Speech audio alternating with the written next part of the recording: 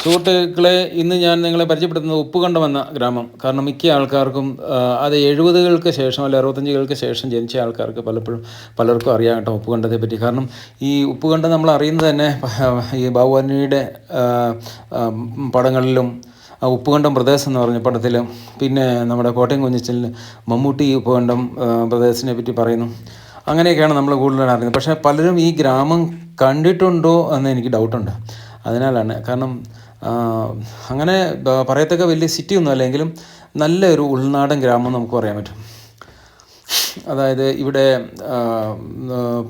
പ്രത്യേകിച്ച് എനിക്ക് തോന്നുന്നത് അതായത് കട്ടപ്പനയെയും പിന്നെ ഇരട്ടയാറേയും തമ്മിൽ ബന്ധിപ്പിക്കുന്ന റോഡ് സൈഡിൽ തന്നെയാണ് ഈ പിന്നെ ഉപ്പുകണ്ടം എന്ന് പറയുന്ന സ്ഥലം.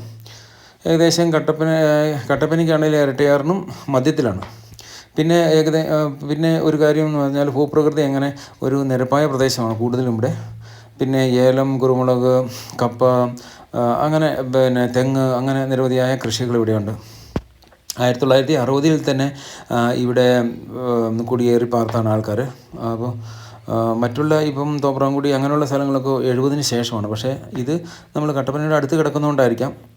പിന്നെ പ്രത്യേകിച്ചും കണ്ടം, അതായത് നെൽകൃഷിക്കൊക്കെ യോഗ്യമായ സ്ഥലങ്ങളായിരുന്നു നേരത്തെ കൃഷികളുണ്ടായിരുന്നു, ഇപ്പോൾ ഇല്ല. ഇതാണ് ഇവിടുത്തെ ചർച്ച്. അതായത് വളരെ മനോഹരമായ പള്ളിയാണ്. കാരണം ഇവിടെ പെരുന്നാളാണെന്ന് തോന്നുന്നു, അതുകൊണ്ട് തന്നെ നല്ലപോലെ അലങ്കരിച്ചിട്ടുണ്ട്. നല്ലപോലെ പെയിൻ്റൊക്കെ അടിച്ച് അടിപൊളിയാക്കിയിട്ടുണ്ട് ചർച്ച്. അങ്ങനെ ഇതാണ് സുഹൃത്തുക്കളെ. നിങ്ങൾക്ക് വീഡിയോ ഇഷ്ടമായെങ്കിൽ ലൈക്ക് ചെയ്യുക, ഷെയർ ചെയ്യാം, സബ്സ്ക്രൈബ് ചെയ്യുക.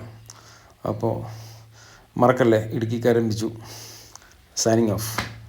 Thank you so much.